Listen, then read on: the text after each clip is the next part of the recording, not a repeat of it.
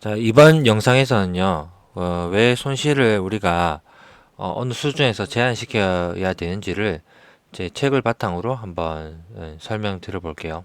음, 제 책의 내용이고요. 손실은 7% 이내로 제한하라고 되어 있습니다. 근데 여기 이런 거 물어보면은 오늘 저기 알바트로스 여기 성필규님이 최근에 블로그를 여기 좀 보고 있는데 이런 이야기를 또 써주셨어요. 어디 갔지? 잠깐만요. 전체 보기. 예. 질문이 이런 거였대요. 뭐 이렇게 추세 추정 관해서 쓰니까 손절 라인은 10%라고 얘기하시니까 손절 라인이 왜 10%인가요? 8%는 안 되나요? 예. 뭐 이런 거 이런 질문이 압도적으로 많았대요. 그래서 이게 의미 없다. 예. 그런 의미예요. 예. 그 읽어보시고요. 저도 똑같은 얘기를 할 것 같은데 이게 7%가 예. 이 7, 8, 뭐 이런 게 중요한 건 아니에요. 예를 들어서 자, 두 개를 예를 들어 볼게요. 예, 삼전이 있어요. 그리고 제가 최근에 많이 언급했던 종목은 DNC 미디어가 있어요. 예. 여기 7, 돈은 똑같겠지만, 여기 7%의 의미가 똑같나요? 예. 예. DNC 미디어는 뭐 7%뭐, 한 방이죠, 한 방. 예. 한 방인데, 아까 제가 보였던, 드렸던 종목 뭐죠? 예. 이런 거 볼까요? 오늘 상한가 관련한 거. 이거 뭐 7%가 의미 있나요, 여기서? 예, 아무 의미 없죠. 7%는 그냥 하루에 움직이는 거고요. 삼성전자, 삼성전자 7%면 엄청 크죠. 예. 7%면 뭐 여기서까지 되려나요? 엄청 크죠. 뭐 뭔가 추세가 변하는 거예요. 완전히 의미가 다르겠죠. 아시겠죠? 그러니까 다시 돌아서 이게 숫자가 중요한 건 아니에요. 근데 이제 본인의 기준점이 있어야 된다는 거예요. 예. 그래서 이게 꼭 7%야 된다는 건 아니고 이게 7%든 예, 10%든 15%든 아무 생각이 없는 것과 나는 이 10%라는 기준점을 가지고 있다. 이건 다른 거예요. 그래서 여기 보시면 뭐 알바트로스 님도 이게 손절한 10%한 건 자기 기준점이신 거예요. 이게 뭐 꼭 10%를 지켜야 된다 그런 게 아니라. 예, 그래서 제 책 내용을 보면 생각으로 많은 투자자들이 이런 수학적 사고에 취약해요. 이런 거 잘 생각 안 하고 하거든요. 만약에 예, 500만 원이라고 가정해 볼게요. 그리고 다섯 종목에 분산 투자를 해요. 그래서 7%의 손절 라인에서 손절을 해요. 그럼 7만 원 잃겠죠. 예, 100만 원 투자해서 마이너스 7% 되니까 맞죠? 그러면 네 종목을 그 다섯 종목 중에서 네 종목에서 7% 라인 모두 손절을 할게요. 그러면 마이너스 28만 원이 되겠죠? 그러면 전 투자 금액 500만 원이니까 5.6% 수준이거든요. 예, 마이너스 5% 수준. 그렇다고 계좌가 막 폭망하진 않죠. 그냥 나머지 한 종목 상승한다 쳐요. 그럼 이 종목이 음, 만약에 30% 정도 가면은 이거 다 맡겨주겠죠? 30만 원 수익 나니까. 네 종목에도 실패해도 한 종목으로 만회가 되죠. 아시겠죠? 이게 바로 손익비예요. 예. 다섯 종목 투자했는데 다섯 종목 실패하기도 힘들 것 같아요. 그렇지 않나요? 예. 예를 들어서 뭐 최근에 이제 뭐 결과론적이긴 하지만 이런 신규주가 많잖아요. 이런 종목에 변동성이 크지만 7% 밑에 깔아두고요. 뭐 다섯 종목 투자하면 한 종목 주면 갈 수도 있지 않겠어요? 예를 들어서 예. 그래서 손절 라인이 중요하다는 거예요. 투자가 쉬워지죠. 예. 이 룰을 지키면서 투자한다 가정했을 때, 그니까 뭐 유의미한 손실 수준으로 이제 계좌가 이제 폭망하려면은 예, 30% 정도 계좌가 폭망하려면은 예, 22번 연속으로 투자에 실패해야 돼요. 예, 마이너스 10%를 예, 개별 종목에서 22번 해야지 이제 계좌가 좀 망가지기 시작해요. 음. 근데 이제 이렇게 손익비 게임을 해야 되는데, 그러니까 손익은 길게, 손실은 짧게. 예. 근데 이거를 안 하고 투자자분들이 보통 반대로 하신단 말이에요. 그럼 손익비 게임을 망치려면 어떻게 하면 될까요? 보세요. 음. 이렇게 하는 거 쉬워요. 예. 하락하는 종목 있잖아요. 예. 그대로 방치하면 돼요. 방치하고 계속 놔두면 돼요. 그리고 물타기 하면 돼요. 더 비중을 키우면 돼요. 예, 이렇게 하면 정확히 이제 손실비라고 해야 되나요? 그렇게 게임이 되거든요. 음.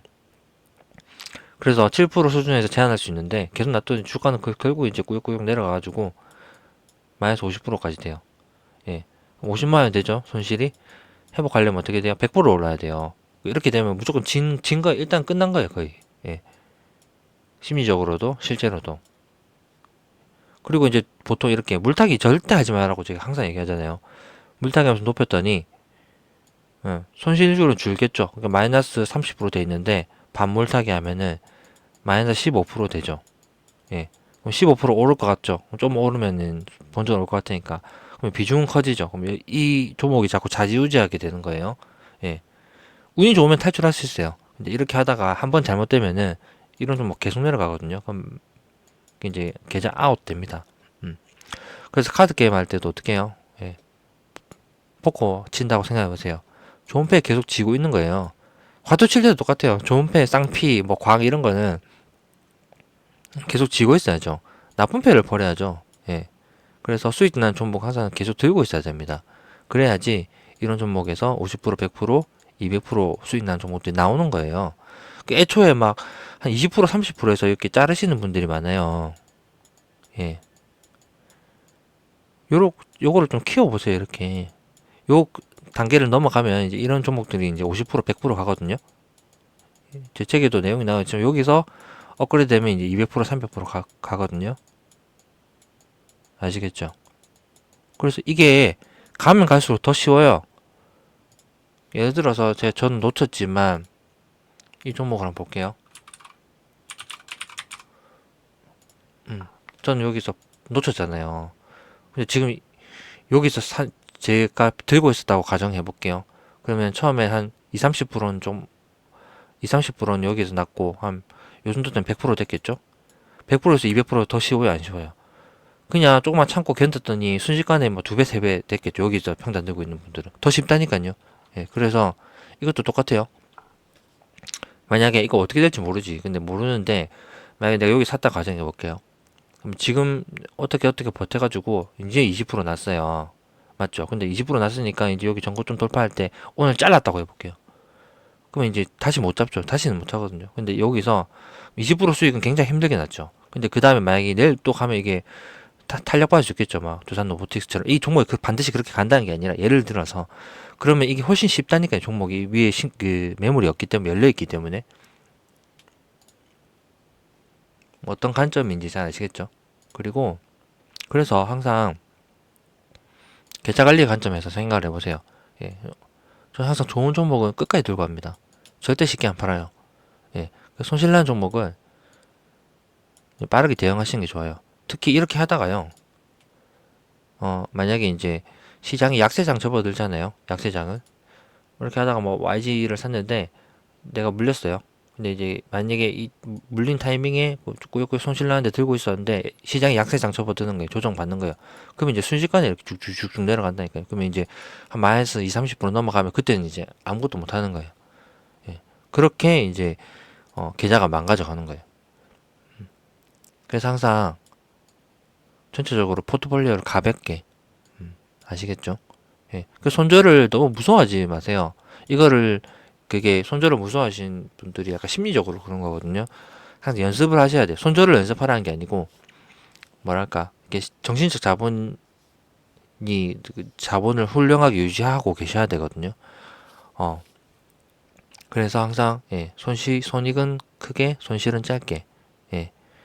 그래서 손절을 무서워하지 말고 손절을 어떻게 항상 제가 얘기하지만 예 자기가 기계적으로 하는 거예요. 예 시스템입니다. 시스템. 예 항상 제가 그 버핏 클럽에도 이런 거를 썼는데 저는 이런 관점이거든요. 그 워렌 버핏이 뭐라고 하죠? 워렌 버핏이 뭐 그 유명한 법칙 있잖아요. 넘버 원 법칙. 절대 돈을 잃지 마라. 예. never lose money 하잖아요. 자, 두 번째 법칙 뭐였죠? 예. 이 첫 번째 법칙 잊지 마라 이거잖아요. 그래서 돈 잃지 마라. 저는 이 법칙이 좀 투자자들한테 잘못된 환상을 심어준다 생각하거든요. 그래서 저는 그 버핏 걸베도 뭐라 썼냐면 아니, 돈을 잃는 거 있잖아요.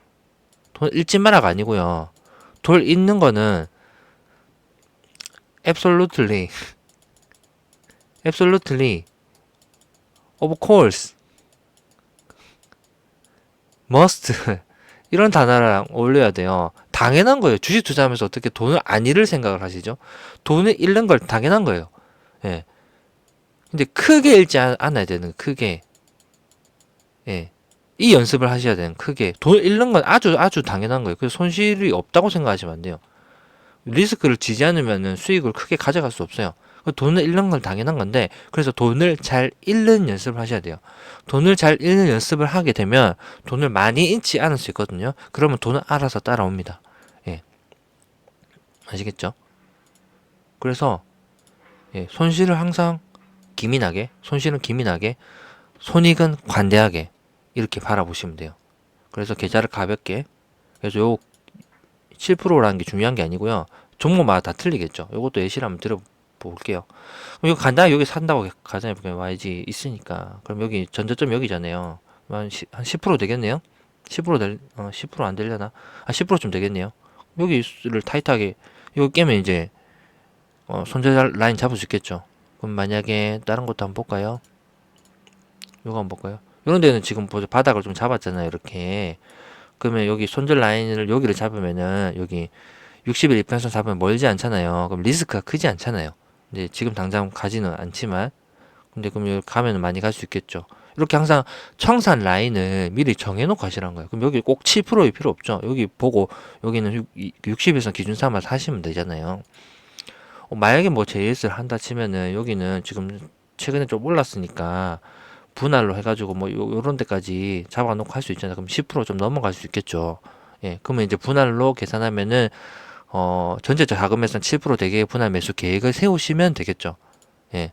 근데 반대로 두산 로보틱스 이런 거.